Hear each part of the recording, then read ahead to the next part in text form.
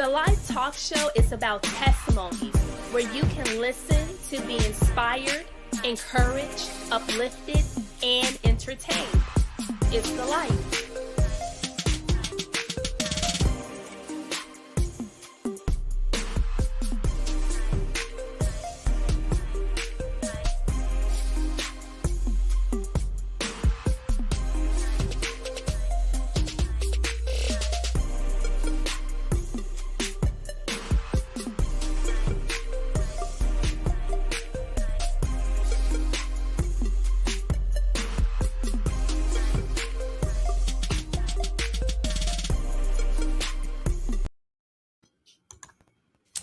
Good morning, everyone. Thank you for joining us. My name is Ashley Cotton, the host for the Life Talk Show. And as always, I do have a guest. And to me, this guest is awesome. She's special. She is my dear sister. I often make references to her whenever I share our conversations. You may hear me say, oh, my sister Zenaya, and the other one would be Ayana, my best friend. But this one, I always have really great conversations with about life and just sisterhood and everything.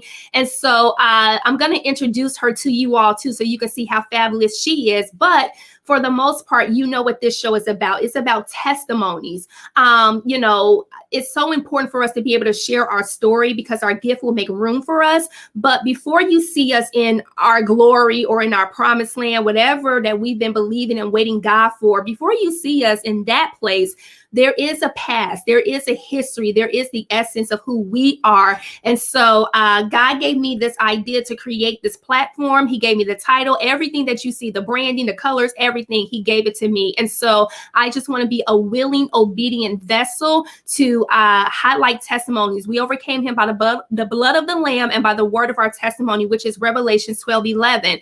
And so without further ado, Zenaya is fueled by her passion for promoting cross-cultural stability. She considers herself a servant leader, eager to both build on her desire to see increased security and wealth amongst members of populations who are undeserved and misrepresented. She offers superior services and support to those seeking to protect the people and things that matter most to them while planning for their future. Her company's motto is managing your life so you can manage your legacy. Her hunger for knowledge and determination to educate and empower individuals, families, and businesses has contributed to her success at Enterprise Rent-A-Car, Kemper Benefits, Allstate Insurance Company, Allstate Benefits, and several other major companies. While there, she won several awards for her performance and led employee recognition groups, increasing the moral and within the organizations.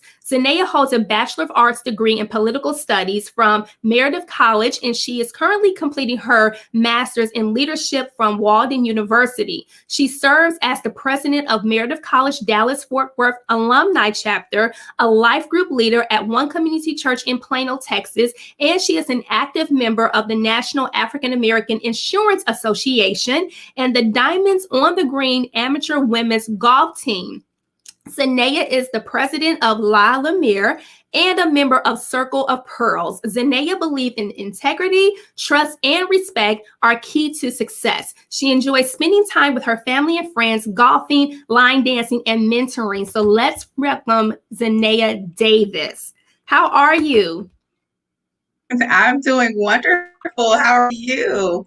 I am doing Thanks good. for having me, Ashley. Yes, absolutely. So I'm so excited to have you on here because, like I said, I know you personally as a friend, as a sister. You know, we met each other back in 2019 in our life group when we were going to One Community Church. And you have definitely been a support system through the whole entire thing, because at that point, I was transitioning out of corporate America. I got fired, and I shared that with you all in the life group and started to pursue what I'm doing now with the talk show, with the nonprofit, and with my other businesses as well. And so you've been there from the very beginning of that whole entire season of my life and process. And so I know that you have your own story that we're going to get into. And what I really want you to talk about is just where you came from, your upbringing, your past, and the fact that, you know, you were in a abusive marriage and how you transitioned from that to become the woman that you are today. Absolutely, absolutely. So, again, thank you for having me. So, I'm Zenaya, and I was born in Houston in the 80s. I'm an 80s baby. My mother and father actually moved there when my mom received a job offer in Houston. So, shortly afterwards, my grandmother came and got my mom and I. Parents split up. So, I was pretty much raised by my grandmother and my mother, and they are truly my best friends. Mm-hmm. And so during that time, we lived in New Jersey for a while. Shout out to our family in Patterson and Ridgewood and East Orange and Hackensack. And then we did later on, when my grandmother remarried after my grandfather passed away, we did move to Ironton, Ohio, and I stayed there for about 6 years. I lived there for about 6 years. Um, had some challenges, and then later on, I moved back. My mom and I moved back to North Carolina, and I attended Wake County Public School System in Raleigh. Grew up in Nightdale for the most part, and later, got married during my college years, really, really, really, and got divorced, and then got remarried. And in the process, I've had three beautiful and amazing children, and just started on this journey of healing after my second divorce, which I'm so grateful for God's grace and His mercy. And so I ended up moving to Dallas in 2016, really after a lot of prayer and just guidance from God. And I just picked up what I could and what I could fit in my minivan, $6 in my pocket, uh, got my kiddos, and we came out here. And the rest is, it was a journey. It's been a journey, but I'm so grateful. And I am here today. So thank you. I know I'm a little deeper into Absolutely. that. Yeah. And so, Zenaya, during your second marriage, because you shared with me, you told me, things here and there. What was it like? And you can go as far as you want to with that, whatever you want to share, that's fine. But in your second marriage, you said that you had to escape. Pretty much you left with what? What was it? What was the dollar amount? 65, $65. $65. And with $65. prayer, Yes, you God gave you the green light to go. So what was the breaking point for you to get into your car with your kids with $65 to your name, to just leave it all behind you and to move forward, not knowing what lies ahead of you? absolutely. So what led to that ultimately was having dealt with depression and a lot of trauma in life, and it just was there was a buildup. And so I realized now, looking back, I did attract a lot of things as far as healthy relationships, a lot of toxicity in my life. And at that point, but during my second marriage, first off, I want to just thank my ex-husband actually, and I'm so grateful that it pushed me to actually listen to the voice of God. I actually, so prior to me leaving, I worked for Blue Cross Blue Shield, and had been there almost five years, just about, and had gotten several promotions. I actually was given several promotions and did very, very well. And I heard God say that I was going to have to resign. And at that time, I was like, there is no way in the world, because, and I'm sure can testify, I'd actually stepped out on faith before, that this whole transition moving, and I left the place of employment. And so it caused a lot of dissension, and our marriage was already rocky. We both came into our relationship, and I was in a broken state. And at that time, he was too. And, unbeknownst to me, he was kind of fresh out of the relationship, just wasn't sure, how deep, but we just really bonded over trauma. A lot of trauma, a lot of pain and heartache. And at that time, being a single mom, I got into a situation where I felt like, okay, nobody else is going to want me. I just had such a low self-esteem, was in such a low place, having already gone through a divorce. So at that time, in that community, I was so worried about stigma and what people would think. So that really drove me into my second marriage, and that bonding over that trauma. And so as a result, you have two broken people and God is doing something totally different. I heard God say, I told you to minister, not marry him. And at that time, I know that we came into each other's lives more so. Supposedly, we were supposed to just be friends, and it ended up being, turning into a marriage, turning into a relationship, and producing two children out of it. But we just were in a really broken place, and we tried everything, counseling, and it just didn't work.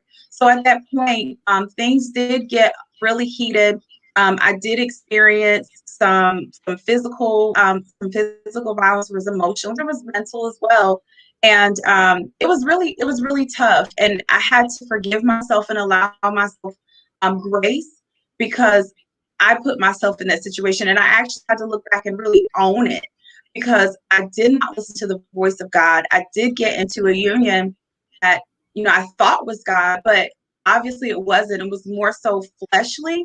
And so whenever we do things out of emotions and out of flesh, we are probably 99 to 100% of the time going to have to deal with the consequences of that.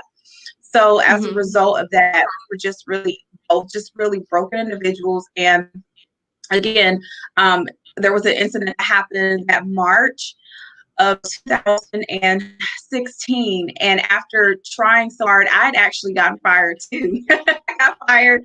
I ended up for a supervisor at that time, and God had already told me to resign. And I was too afraid to, Ashley, I was too afraid to step out on faith, because I was just like, oh my gosh, I thought what I was making at the time was good money.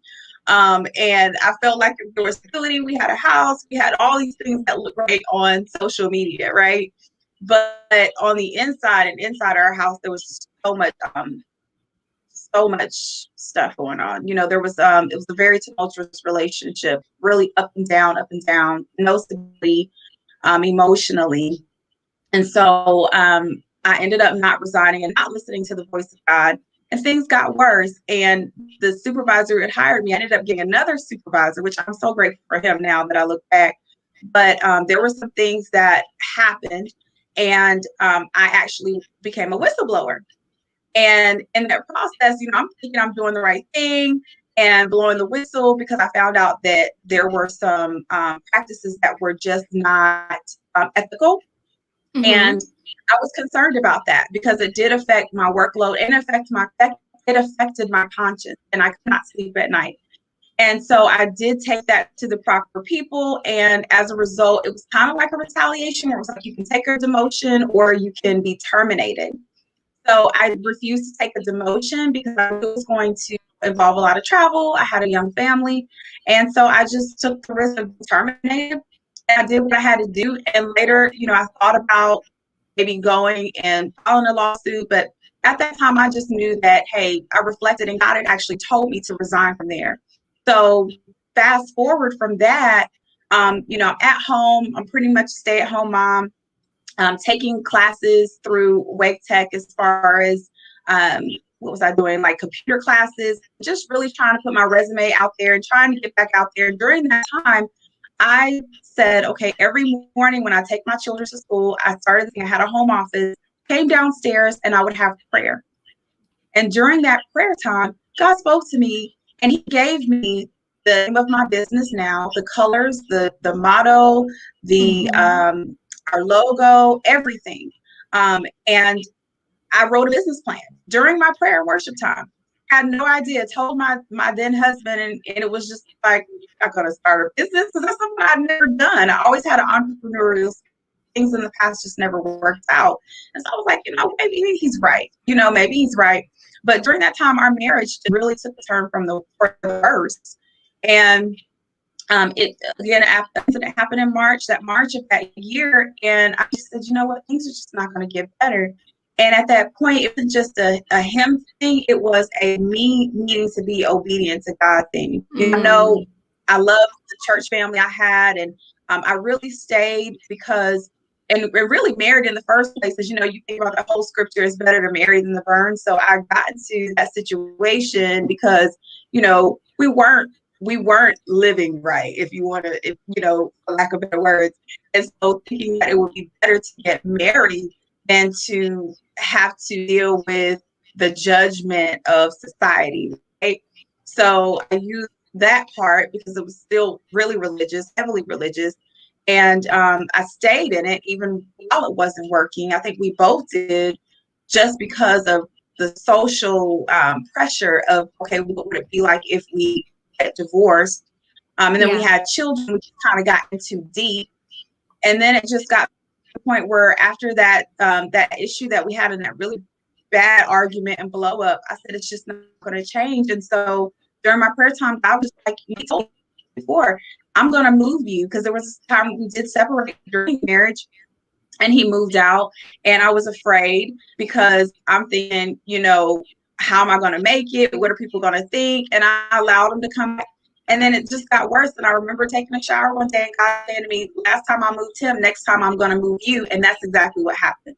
So 2 days before I actually left, I just felt like spiritually, I was just like, there was just this heaviness, Ashley. There was just this heaviness. I couldn't eat. I couldn't sleep.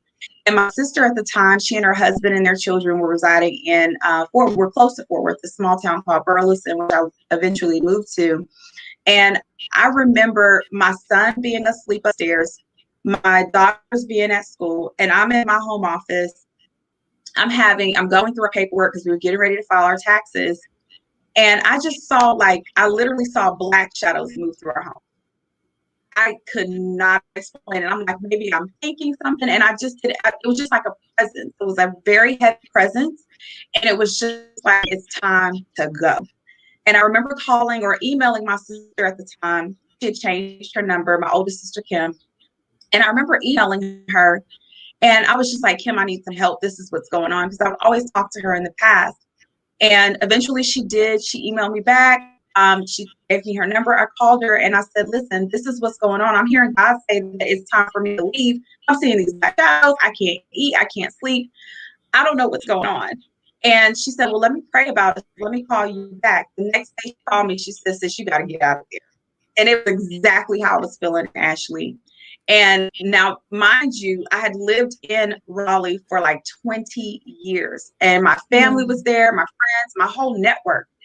So thinking about leaving was just like, how in the world would I've never been without my family, especially my mom and my grandmother. Yeah. But I remember my sister saying, listen, if you can just get across the state line, you have a place. Michael and I will let you and the kids come stay. And then, we'll welcome you with open arms. And I remember at that time, my 401k was completely exhausted. I had no money. And the only money I had, we had a prepaid card. And I called my ex-husband while he was at work. Well, first of all, I applied for a job and I made a list of all the things I wanted to do or I needed to do as soon as I got there because I'm such an independent person. I didn't want to worry about burdening them because they had so many children. So I made a list of all the things I needed to do. I applied for a position 2 days before I actually left. The night before I left, I remember it was around like 2 in the morning. And I'm sorry, I'm jumping around. The night before I left, it was like 2 in the morning. And I heard the Holy Spirit say, get up. And at that time, we had a 2-story home, and the girls and I were downstairs. We'd fallen asleep during a movie. My son was upstairs in his crib. He was only like 2 at the time, asleep. He just turned 2 not too long after that or before that. And as soon as I got up, I felt this presence, this like a dark presence. And then I heard him coming. I heard my ex coming down the stairs, and it wasn't him. It was just this presence.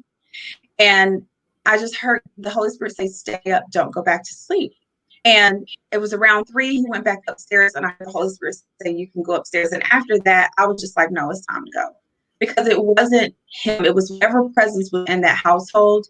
And I knew that something was just not right. And I didn't want to stick around to find out what it was. And I know, I'm going to court. I've said this in court. The attorney, will try to make you sound crazy. But we know as women of God, when he gives you a warning, you have to heed it. So about 2 days before I applied for a job with Kemper, before I left North Carolina, the night before that, that's when the incident happened. And the next morning, I remember taking my oldest daughter to school. And I came home, the 2 little ones were still upstairs. And then my ex-husband came down and he's like, hey, just making conversation. I waited for the garage door to close, and I literally, as soon as it closed and he pulled off, I grabbed everything I could, including my kids, grabbed whatever I felt like was in our minivan, grabbed them, had not even slept, had not even eaten anything. They still had their pajamas on to go pick up my oldest daughter. I picked her up from school, and I said, yeah, we're going out of town. We're going on vacation. And she's like, well, why is all this stuff in here, Mom? And I was just like, don't worry about it. You'll worry about it when we get there. And I think kids something to eat. And I just remember hearing God say, don't be like Lot's wife. And Ooh, don't I be like called Lot's a wife. friend of mine, don't be like Lot's wife. And I called a friend of mine at the time, and I told her, I said, I just did the craziest thing, but I left my home and I'm not coming back, and something to that effect. And I just remember getting over the state line in South Carolina. I pulled over, I filed taxes to make sure the kids will have tax returns, not trying to be deceptive, but making sure we'll have tax return money later on down the line. Filed my taxes, went ahead to South Carolina and called my sister. She and her mother actually wired me Walmart to Walmart like money for the kids and I to stay in a hotel. We stayed there that night, and of course, my ex-husband realized that we were gone, and a girl who was my friend at the time, they were calling me, and I just wouldn't answer the phone. The next morning I got up and I heard the Holy Spirit's hard part was leaving. And that was absolutely the hardest part. And from there, my children and I drove, it probably took about 24 hours from North Carolina to Texas. Had never done that before. And it was just off of adrenaline. So that's how I ended up here. Zenaya, there's so many layers to this. First of all, you mentioned that there was trauma between you and your ex-husband, which drew you all together. That's similar to me and my son's dad, that, I had baggage, I had trauma, and you attract what you are, whether it's Right. good or it's bad. And the fact that the Holy Spirit throughout the entire time was giving you instructions on what to do. And we know that it's better to obey than to sacrifice. And you were placed in his life only to minister to him by the leading of the Holy Spirit. And so there's some attraction that's going on, obviously, to where it led you all to get married. And so what advice would you give to women and to men that God has placed you in their life for a season only to deliver what he's telling you to deliver and nothing more? Where does that get tricky? And how can that be avoided? Where it gets tricky, Ashley, in all honesty, is it's so important to have a relationship with God. I can't stress that enough. And not being drawn by religion and what religion and people say and philosophy says you should do or what seems right. You have people who were quote unquote raised right, but it doesn't matter. It's about that relationship. Whether people believe in it or not, making sure that you have that relationship with him and not just having, what is it, the scripture that says that there's a form of godliness, but you deny the power thereof. Not having that godliness on the outside, but it's more so about your spirit. It's about your heart, the condition of your heart. Because even though, I was transformed during that marriage to see, because I've been married before. And I made so many mistakes in my first marriage as well. We both did. So having to go through that again, like my brother says, going through that same, around that same mountain, God will bring the same thing, whether people want to believe it or not. It's not like you just hopping in things, but if you haven't learned your lesson, he's going to bring it back around because he's going to get what he needs to get out of you. So it is important to have that relationship with him and not just to, do things to save face. So I would say, first of all, listen to the voice of God. You know his voice when you know what his word says. If you don't know what his word says, then you can't begin to describe what his voice is saying. I could easily, and I did dismiss several times when God told me certain things. But then I realized when I picked up my word, and Proverbs is my favorite book. Proverbs teaches so much wisdom, and it talks about the importance of wisdom, knowledge, and understanding. Reading Proverbs and listening to the voice of God and reading Psalms, that's actually helped me to get through a lot of rough periods in my life. And I actually had a first husband to think about to thank for that, because that's what we do where we were in the courting processes. We would actually take turns reading it. And it just transformed me. And the word is sharp. It will transform your spirit, and it will help to convict you of certain things.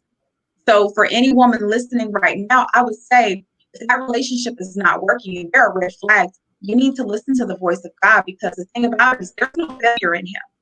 And what you want in your flesh might be delayed, but he knows the proper time for everything, because you don't want to get in a situation where you do something out of your flesh and then you have to deal with the consequence.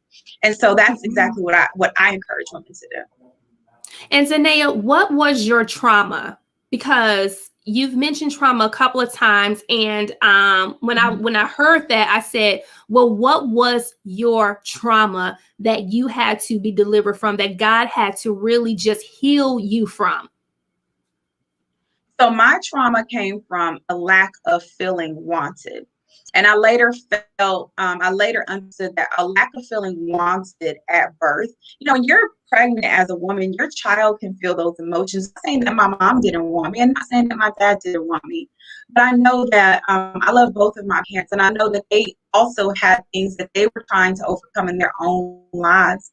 So at some point, at some stage of my life, I did not feel wanted. And even as a kid, not having my father around, I did have people in my extended family that used to pick on me. I was a very chubby kid, a very chubby kid, and that did not help with my self-esteem. I was told that you don't have a dad, nobody wants you, you're ugly, and of course I have these big beautiful eyes that I appreciate now, but just the enemy really got a hold of me, and in my mind at a very young age I dealt with depression. And some of the traumatic events, really led to the fact that I didn't have my dad around. So there were some things that, I experienced a lot of bullying that did cause a lot of trauma as a young girl. And I also, from what really triggered it is recently, and I shared with you, Ashley, coming to terms with facing depression and battling depression for so many years and taking time out. I actually had to check myself in voluntarily to a crisis center and come to terms with the fact that I was battling major depressive disorder. For years, I was diagnosed with it after I had my children, but I feel like it started way, way, way, way, way younger than just being an adult and having children. I actually was raised while I was being raised by my grandmother and my mother. While my mother worked, I had kind of like a nanny.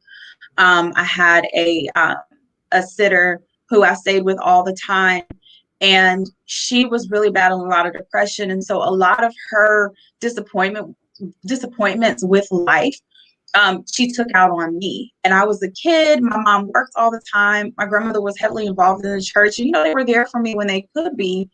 But they left me with this woman from the time that I was 6 weeks old. She would care for me during the day until the time it was time for us to move to Ohio. And I went to go stay with my grandmother after she remarried. And she beat me. I was isolated from people. I didn't have any friends. And I just remember having make-believe friends. Those were my only friends at the time, is I had make-believe friends, because I literally was in an apartment with this woman all day. And I can't believe I'm tearing up. An apartment with this woman all day.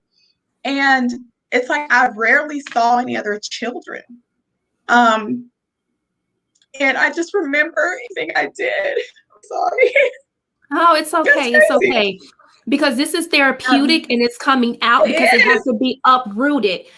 There's a lot of things that we hold on to and we think that we're over it. We think that, oh, it's in the past, so it doesn't exist because I'm in a better place, in a better space. Right. But when those things are verbally being brought to the surface of it all, there's still some things that's there that has to be, dealt with. Or when you're talking about it for the first time and you actually hear yourself talking about it and you're sharing it in the way that you're doing, it's therapeutic. And this is a safe space where you can talk about it. There's no judgment here. There's no condemnation to those who belong to Christ Jesus.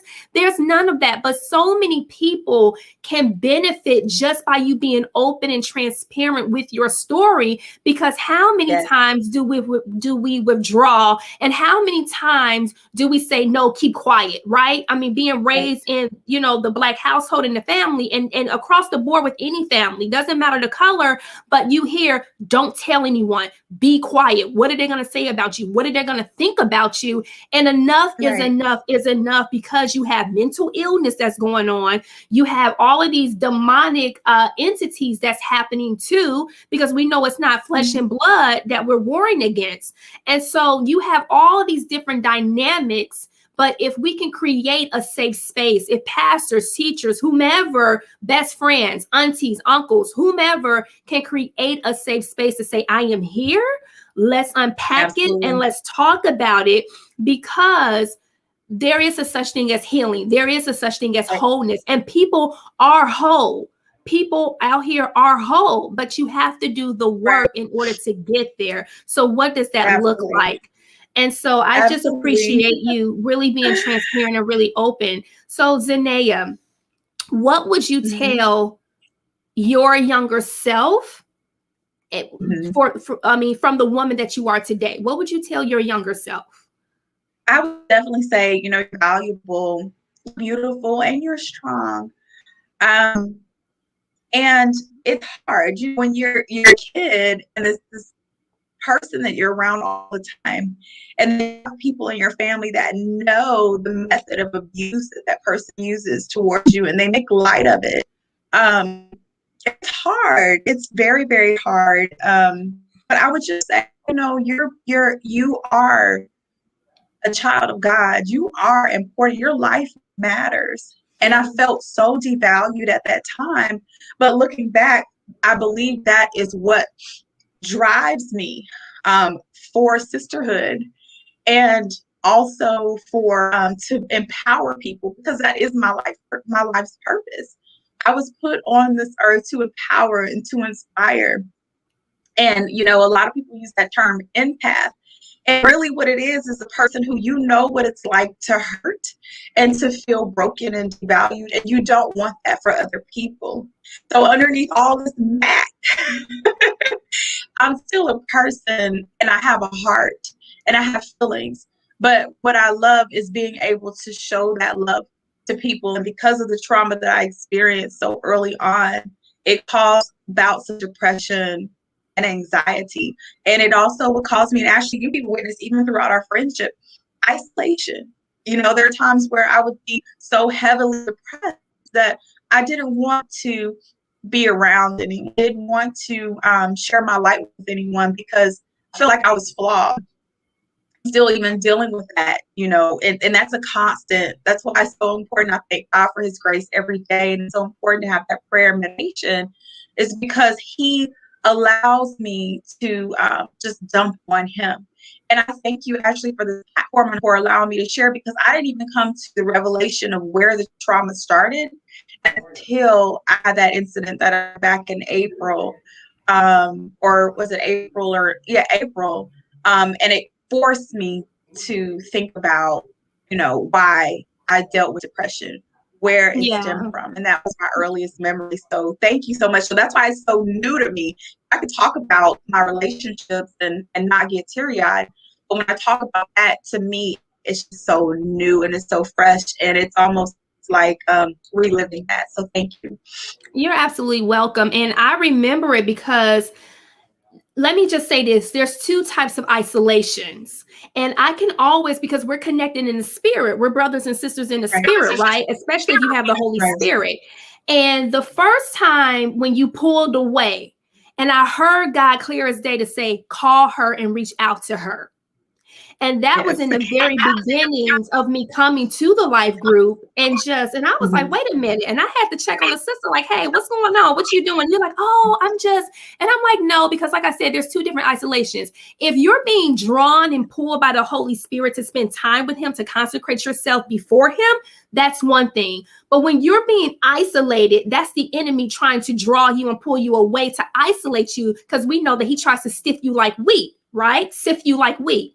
And Absolutely. so when I felt that, I said, no, let me reach out to the sister to draw her back in. And that goes for anybody. If you know some people and you know how they are, their personality, and you feel them sifting away, or you haven't heard from them in a while, and God places that person on your heart, whether you see their name or their face, and you're constantly thinking about them, reach out to them, because there's a reason for that. Don't ignore it and be like, oh, I get to it later. No. And if you can't get to them right then and there with a phone call or just going by just to check on things, then simply pray and lift them up, because Absolutely. I know what the Father tells me and I know what the Father shows me. And my first go-to is prayer. Let me just pray and intercede for that person. I don't have to know all the details. I don't need to get all in the business, but I do know that I can cover and lift them up to the Father for him to intercede and for him to move wherever there needs for him to be.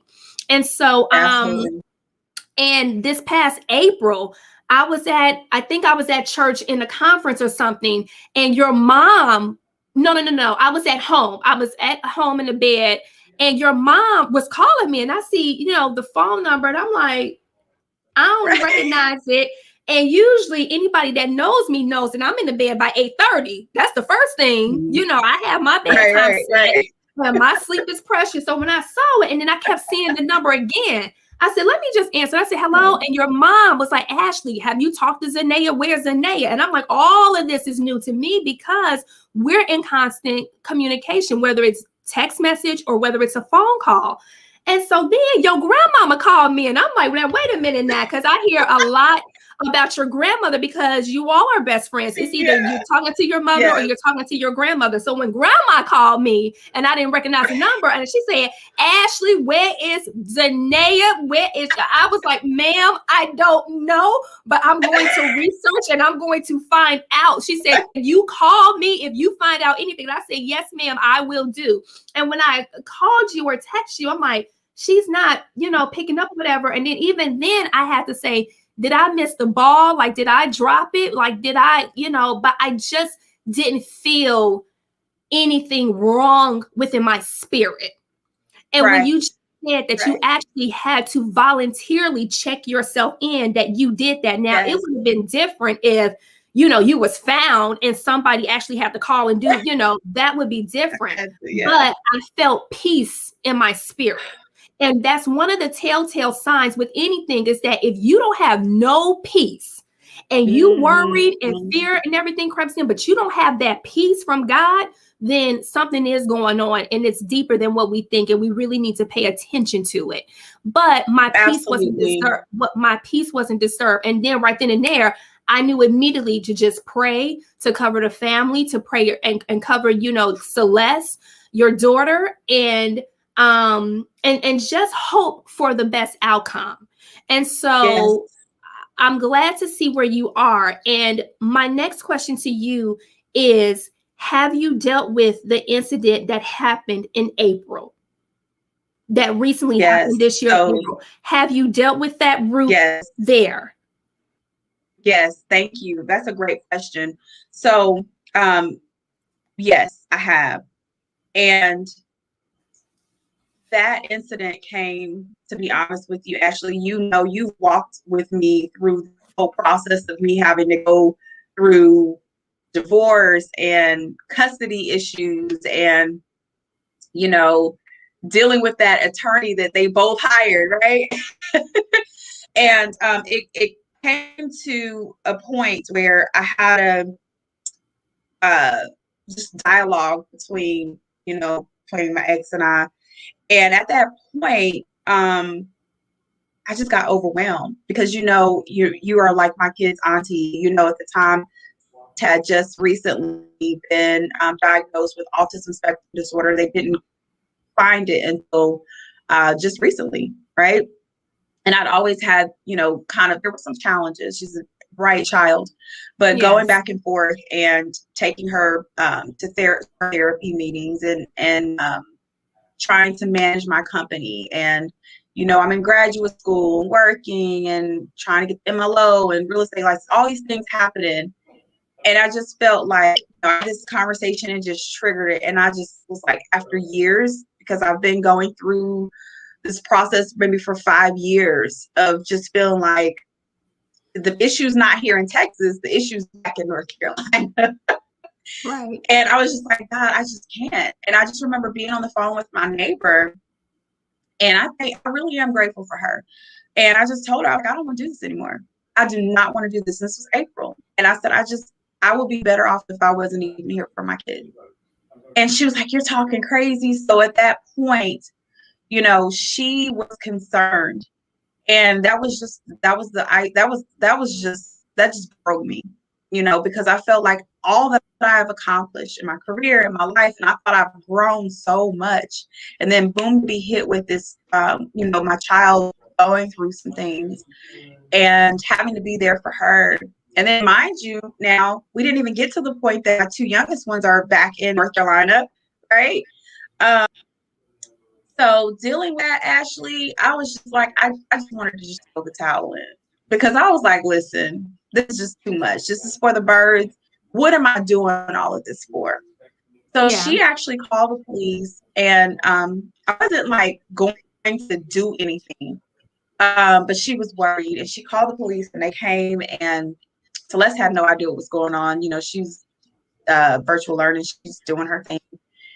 And they came in, they were like, listen, if you don't answer the door, we're going to bust in. And I'm like, whoa, let me just answer the door. And they came in and said, listen, because I'm like, I don't want anybody busting in. The type of community we live in, got a business. What do I look like, And they came in and they said, Ms. Marguerite, we're going to have to take you in voluntarily, or you could go voluntarily. And at that moment, I said, you know what, let me go voluntarily, because I knew that even it wasn't going to fix the problem. And I'm sure we'll get into what the problem is later, the things I'm still walking through. But I just decided to go to the hospital. From the hospital, they did a mental health evaluation. They had a psychiatrist there, and she said, you've been dealing with, and I'm like, yeah. I was diagnosed postpartum depression. Never took the meds for it at the time because, there was a stigma. And again, one of my exes, and we had a conversation, like, don't you take that? I never dealt with that. And it was just built, on over time. It just got to be so excessive and so overwhelming. And so from there, I was admitted into a crisis center, where it kind of like I say, and I want to thank everybody also at the crisis center, if you're watching. I just remember just constantly crying and just couldn't do this anymore. It was just so overwhelming. And they were like, we're going to take care of you. And I had not slept in like 2 to 3 days sleep. And so I was able to go into this crisis center. And I said to you, Ashley, I remember telling you, it felt good just to not be needed. It felt good to not be able to have anybody come visit me, and just think about all the things that I had endured over the past 5 years and really since childhood. And think about, like, God, how did I get here? Because we didn't even touch on a lot of things, but how in the world did I get here? And then, is it going to get any better? And what is all of this for? Yeah. And I think I shared when we got together with the other ladies for La Lumiere over the weekend, I just started seeing faces of so many men and women that I hadn't even met yet. And as I'm going through, I'm praying for them. And I realized that's my purpose, is we all have a purpose to come here to do what we were called to do. And our life is not just for ourselves. It's to help someone else. And so when I thought about that, it broke me out of that depressive state. And I remember talking to my therapist and just saying, talking about, what I just shared with you and the trauma. And then I said, but the way that I feel whole is being able to give back to someone else and not think about what I'm going through, but how can I forgive, and how can I need to forgive, and I also need to focus on being a light to other people and using what I went through to bless and help somebody else. And so after those 3 days, it felt like a weight was lifted off my shoulders, and I was able to deal with the issue head on. And I actually realized there are people here who actually care. I have resources. I can talk to somebody, because before I keeping everything in. So yeah, so it was Yeah. good. It was really good. I was And so grateful. as morbid as this may sound, that our pain is not our own. Our pain Right. is not our own. The things that we've suffered, the things that we've gone through, childhood, adulthood, whatever, it's not our own. And one of the things is that the theme of this show, depression. Right. There's a lot of people that are going through all around us, if we're sensitive and aware and discerning to see someone and to look past the surface, but to look into a person's heart and actually listen to them and listen to what they're going through. But depression is a really, really serious big deal. It's not something to just look to overlook. And Right. for those that may know someone that's depressed, for those that may be going through their own depression, really take the time to unpack, because those are triggers. Those are alarms. When it starts to manifest from the inside out, those are your triggers. Those are your alarms. And so you have to go back to your past. Although you want to ignore it, you don't want to deal with it. It's painful. I don't like it there. You have to be able to backtrack, to pick up the pieces and look where you came from in order to get to where you need to be, where God would have you to be, because you can't operate from a broken cup. You're leaking all over the place. Right. When it's in cracks and all kind of things, you're leaking all over the place. You're bleeding on people, And so heal yourself, whether it's through counseling, whether it's through a sister circle, book club, or whatever. But we was not meant to be alone. He did not make us to be alone. We do need people. We do need relationship. He sent them 2 by 2 because 2 is better than 1. Right. Absolutely. And I wanted to, it was interesting, Ashley. I used to boast that I'm an extroverted introvert, right? And really I wasn't. It was just an option. But even so, I and came to a realization actually during my therapy session, COVID, that isolation, that social distancing, it is going to be so interesting to see, months from now, what effect of that has been on other people, because we would always have our life groups. We would always be able to, get together with the ladies from the church and people and another and just have a woosah moment. And we have been doing that. And so I realized that, dang, that isolation, that you're sitting there with your thoughts and you're going through things, it's huge. It is so important, like you said, to have a community that you're able to have people love on you and pour into you, but you're also able to do the same, because we are not meant to be in this world alone. We're not. No, we're not. Yeah. And let me tell you, I'm an extrovert. So I like to be out and about in the outdoors, in the sunlight, amongst the nature. And let me tell you, that isolation, I was like, listen, when is this going to be over and done with? And, I may have broke a rule or whatever, because I was out. Like, I had my face covered, of course, and you take precautions, but I was like, I'm not about to stay up in this house, even if I got to go to the grocery store. And I will be walking up and down the aisles, and every aisle looking at stuff, touching stuff, because I'm like, I just have to be out and I have to be amongst people, because that's how I operate. I have my quiet time, my wellness and everything like that, but I got to be out and about. And let me tell you, it's such a good feeling when you are out and you see people that are also being out and enjoying their lives and not allowing this whole COVID situation just, keep them under. I'm like, we're more than conquerors. We can conquer this thing. You know what I'm saying? We can, regroup and focus and get back on track of where we need to be and do what we need to do. And it's such a great feeling to see everybody, because I'm in my mind, I'm like, I guess Corona, I guess COVID is gone, because everybody out here and ain't nobody social distancing, especially here in Texas, right? Like everybody, Right. like, listen, we are Right. over it, whatever. And Over so, it. where are Yes, you? absolutely. Where are you today, right now, Zenaya? Are you in a good place? Are you still processing? Are you still going through it Mhm. to get to your abundance? But where are you today? So thank you. So where I am today, I never realized that I could have this kind of joy, and we talk a lot. Finally at this place where um, my heart is so focused on serving. Who can I serve? Whether it's my clients, customers, consumers, my sisters, my friends, my family that I am close to. Who can I serve? And my heart is just been. I had a meeting with a friend yesterday that came in actually for business, and he was just like, man, he was just like, I just want to allow you to be friends, to just be friends, and I said, my heart is open. My heart is open. I'm definitely, I do believe in love. I do believe in marriage. I do believe that, it's important for people to be whole before they come into a relationship.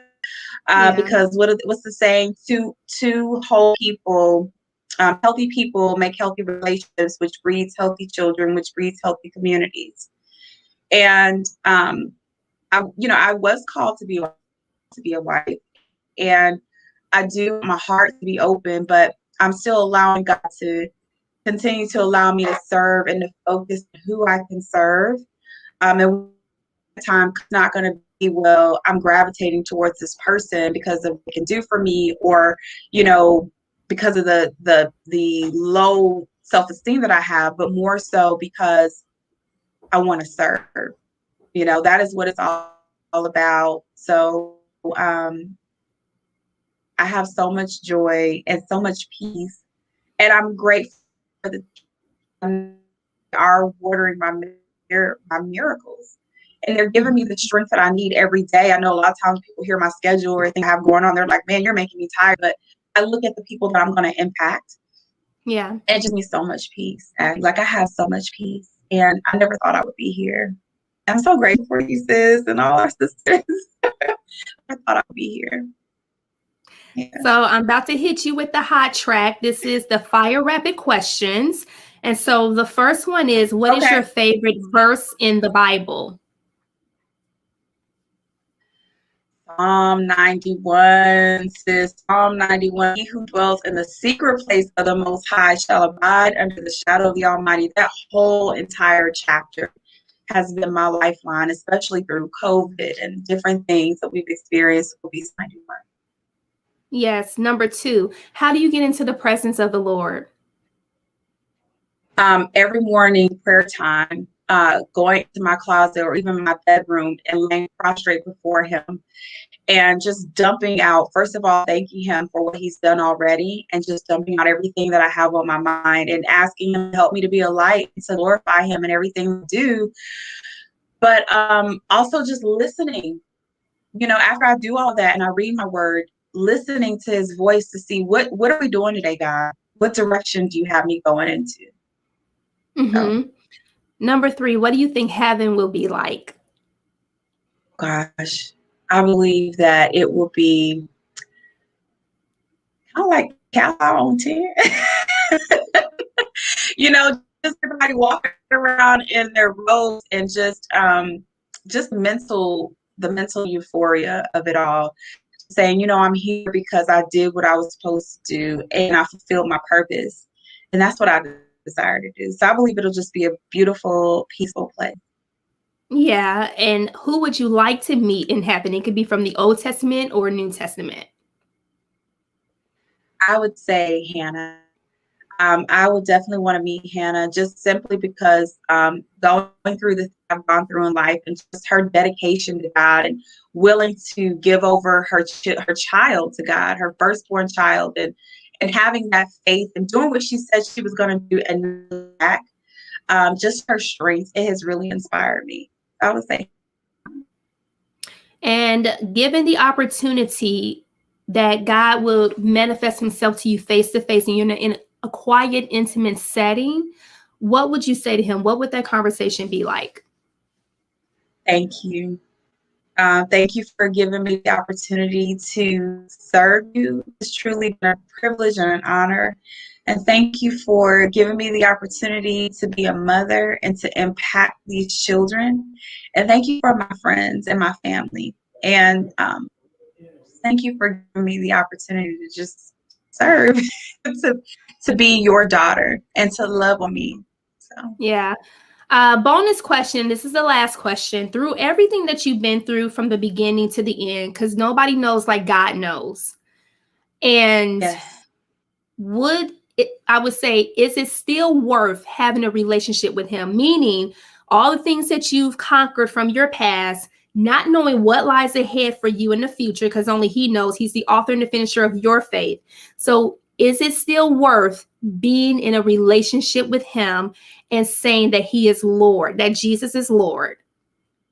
Yes. And you know what? I would say to anybody listening to this who, may or may not know my story and all that I had to walk away from, it's you can't not have them if you want to succeed, because there is no failure in God. So if he is calling you to step out on faith, do it. If he is calling you to do it, make sure it's his voice, make sure you have mentors, but do it, because you can't afford not to. If you want to live that life that he promised you, do it. It is worth it. So I want to thank Zenaya. We've come to the end of our show, but I definitely want to thank Zenaya. Just knowing her personally, just seeing her growth and the woman that she is evolving always to be. I just want to encourage those who dealing with, depression, that it has not been easy and we don't take anything lightly. Please get the help that you need. Rely on your support system. Don't be in secret. Every life happens to Yes. all of us. It like my story is not your story and so on and so forth, but you do have a story and life happens to all of us where we're not exempt from life. And so Right. don't be ashamed. Don't be embarrassed. Whoever you can go to confide in and to talk to, then go ahead and also when they do come to you, the other person as well on the opposite end, when they do come to you, just take the time to have an active ear, an ear for God to minister to them, and an active ear just for them to be able to talk to you, and have an open mind and an open heart that you may not be able to relate, or it may not be where, that has never happened to you, but don't come from a place of judgment. Just come from a place of Right. understanding and asking for God's grace for you and for that person so you both can navigate through it together, however you see fit, however God sees fit in that. And so I want to thank you all for rocking with me, for watching this, every Wednesday and Saturday at 9 a.m. Thank you for those that like this, subscribe, that shares this, because this is all ministry. It's so important and it means so much to me to be able to have this platform that God blessed me with and to do the work of my Father. I take this seriously. We talk on different plethora of topics and everything, but one thing remains is that God is going to get the glory. I will continue to be used by him however he sees fit, because I'm going to do his will. God bless you all. Thank you so much. And I will see you guys this Saturday with a new guest.